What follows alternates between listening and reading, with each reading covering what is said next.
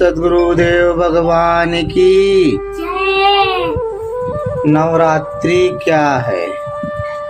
नवरात्रि की वास्तविकता तो यह है कि हम मोह माया वाली रात्रि जीवन अतिशय दुखदायी है। इसके परिधि से निकलकर अपने आत्म कल्याण सद्गुरु के द्वारा बताए हुए साधना, तपस्या, भजन में अपने मन चित्त वृत्ति को लगाना, रत करना है। इसके लिए व्रत, प्रतिज्ञा लेना, उपवास, भगवान के नज़दीक आदेश में रहना।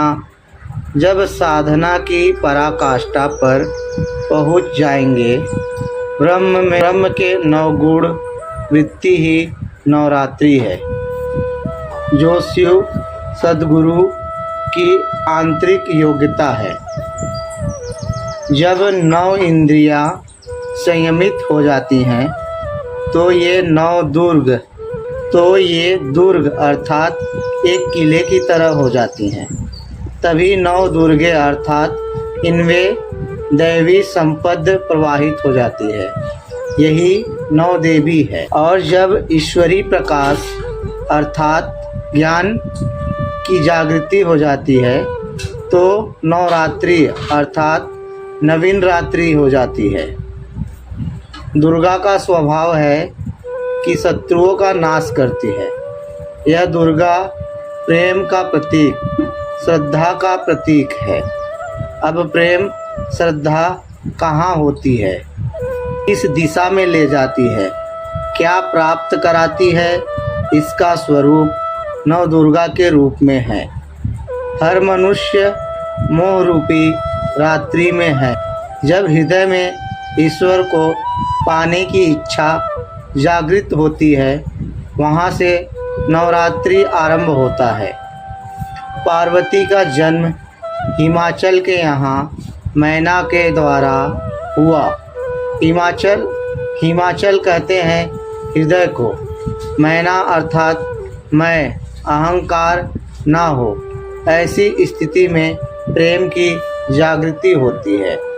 इसलिए दुर्गा पार्वती का एक नाम शैलपुत्री कहा गया। उसी दिन से श्वेत बैल धर्म का प्रतीक है। साधक धर्म आचरण में लग जाता है जब प्रेम जागृत होता है।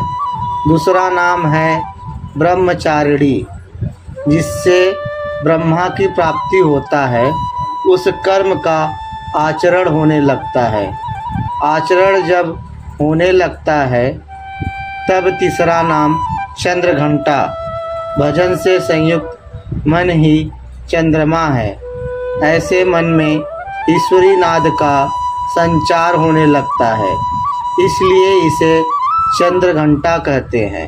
इसी ईश्वरी नाद के अनुशासन में चल के भजन होने लगता है तो मन कुशलता पूर्वक ईश्वर में स्थित प्राप्त करने लगता है। इसलिए चौथा नाम कुष्मांडा है। जब कुशलता पूर्वक मन भगवान में लगे तो स्कंद माता, स्कंद कहते हैं कार्तिकेय को, सांसारिक कर्म है, उसका त्याग होने लगता है।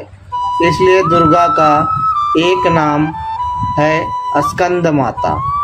जब संसारी कर्मों का त्याग होने लगता है तो ईश्वरी कर्तव्य की जननी कहलाती है। इसलिए इनका छठा नाम है कात्यायनी। कर्तव्य का घर, कर्तव्य की जननी, भक्त का परम कर्तव्य है। देवी संपत्ति उसका आश्रय हो जाती है, इसलिए कात्यायनी कहलाती है। जब दैविक संपत्ति आ जाता है तो काल के लिए यह रात्रि के समान है। रात्रि में मनुष्य को दिखता नहीं है, उसी तरह अब काल ऐसे साधक को विचलित नहीं कर पाता। कबीर कहते हैं कि काल की अखियाँ फूटी, सतगुरु अजब पिलाई बूटी। आठवां नाम है महागौरी। गो कहते हैं मन सहित इंद्रियों को। इसको जो काटने वाली है, संयत करने वाली हैं, इंद्रियों का दमन करने वाली हैं, इंद्रियों को दमन करने वाली होने से इसको महागौरी कहते हैं। जब इंद्रियां भली प्रकार संयमित हो जाती हैं, उनका नाम है सिद्धरात्रि।